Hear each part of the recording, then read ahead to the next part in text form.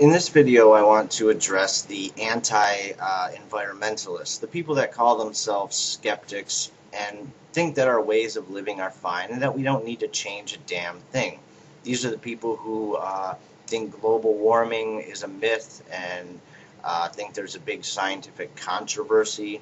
Though let me point out that right-wing lobbyists paying a couple of scientists to falsify and exaggerate data hardly qualifies as a controversy in the scientific community any more than intelligent design qualifies as controversy in the evolution debate. It simply ain't happening. Though I don't want to debate global warming. You can deny global warming all you want. The point I want to make is that there's issues just as important as global warming that affect environmentalism and green technology and all of that, and that's what I want to talk about. I'm going to give the naysayers, the conspiracy theorists, the global warming skeptics the benefit of the doubt and say, for the sake of this argument, sure, okay, you're right about global warming. There's no such thing. It's all a big liberal scam. The corporations are going to profit off of it from cap and trade, and we're all being screwed, and Alex Jones and Glenn Beck are right. And, okay, let's assume your rather credulous position, in my opinion, is correct and move on from there and say and ask ourselves, besides global warming, are there any big issues about the environment that we should be worried about? And there's tons of them. And this is the thing that I don't think many of these anti-environmentalists seem to get, is that global warming is just one of the pieces in a rather huge puzzle. There's many other issues. First of all, one of the biggest ones is oil. Because of our modern technology, we are able to know pretty precisely how much oil is still left under the earth and how much of that we used. And all of the experts agree that we reached our peak in oil production at some point probably over the last 15 years, which means that we have used 50% at least of all the oil on or in the earth. Which of course means that there's only half left. Of course, we reached this peak point sometime in the last 15 years, which means we're quite a bit past the 50% mark. Of all the oil that was in the earth, less than half is left. And most of the first half of all that oil has been used in the last 50 years. And again, the scientific community and geologists and environmentalists seem to agree unanimously that we will run out of oil very soon, at the absolute latest about 2040. But we could run out a little bit before then, perhaps even a decade, 2030, which is in our lifetimes and most certainly in our children's lifetimes.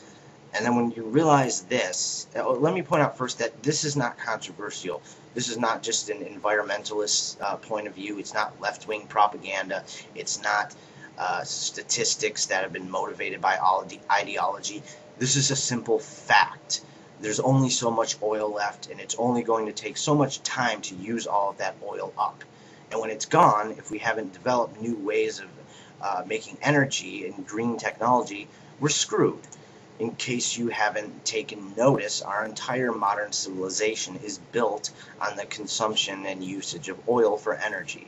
Our automobiles, a lot of the energy we use, heating, cooking, pretty much everything, we rely upon oil. And the entire energy grid and energy infrastructure is based upon moving that oil along to our houses and our businesses and our vehicles. And so it's all going to become useless pretty soon. And I don't think I really need to explain to you what would happen if, say, today or tomorrow we just ran out of oil and it stopped. You wouldn't be able to really cook food.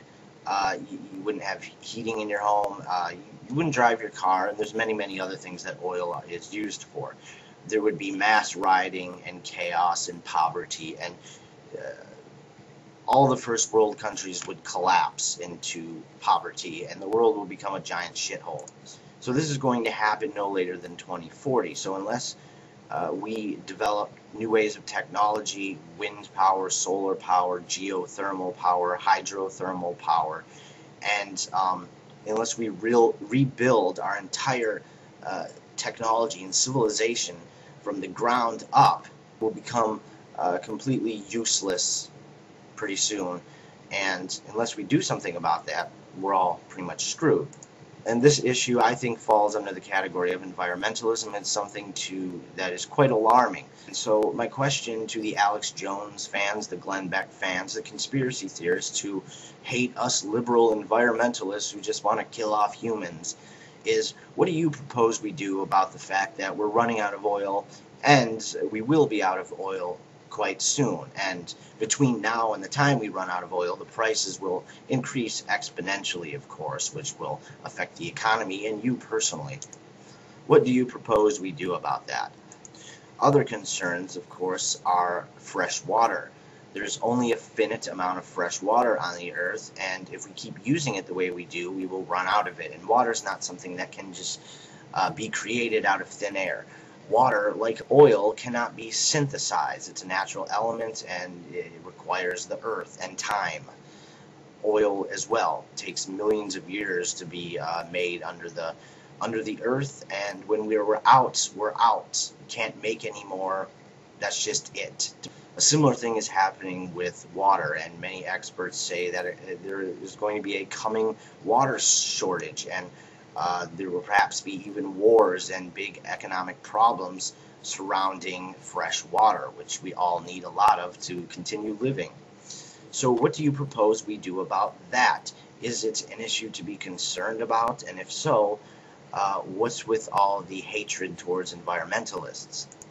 Another thing is, of course, trees, the rainforest, which some people don't like hearing about, but trees are an integral part of the ecosystem, and of course aid in the production of oxygen, which we all rely upon. You're getting rid of the rainforests. I think like 3/5 of the rainforests are gone, have been cut down in the last 100 years. And along with the rainforest go all the species that live there, and a giant part of the ecosystem. And here's the thing, a lot of people don't seem to get this with environmentalism because they're still, in my opinion, influenced by monotheistic tradition from the last 2,000 years, and from a kind of capitalist, consumerist outlook on human nature and the way we consume and all that. People haven't fully realized that above all else, we are animals. We are natural beings, and like any other creature, whether it be a fish or a bird or a cactus, we're a part of the biosphere, of the ecosystem.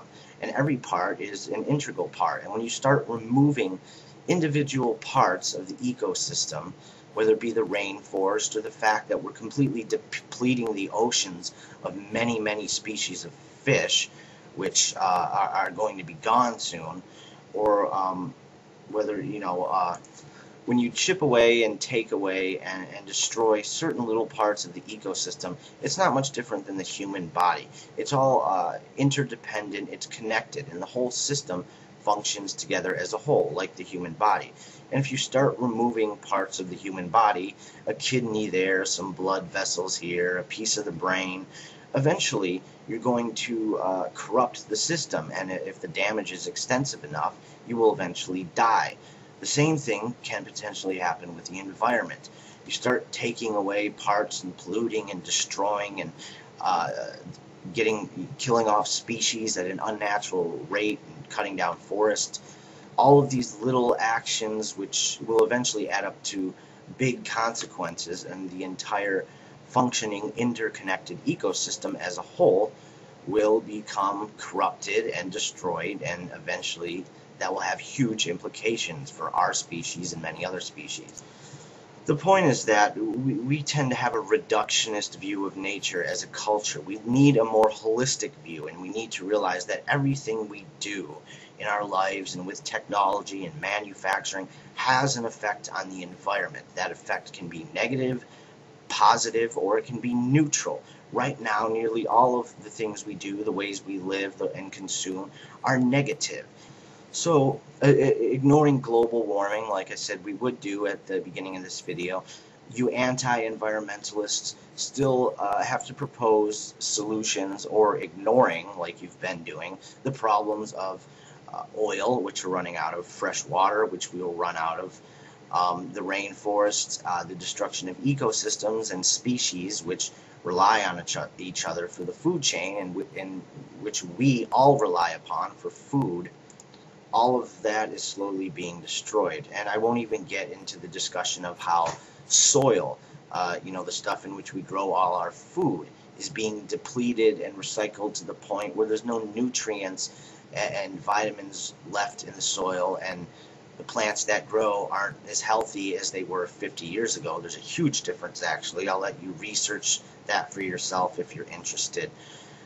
But my question to you, anti-environmentalists, is what do you propose? Why are you so complacent and apathetic? And what's your solution, since you seem to think we environmentalists are just whack jobs? And please don't forget that if you hate the environment, this means you hate kittens, because kittens are a part of the environment. You don't want to hate kittens, do you?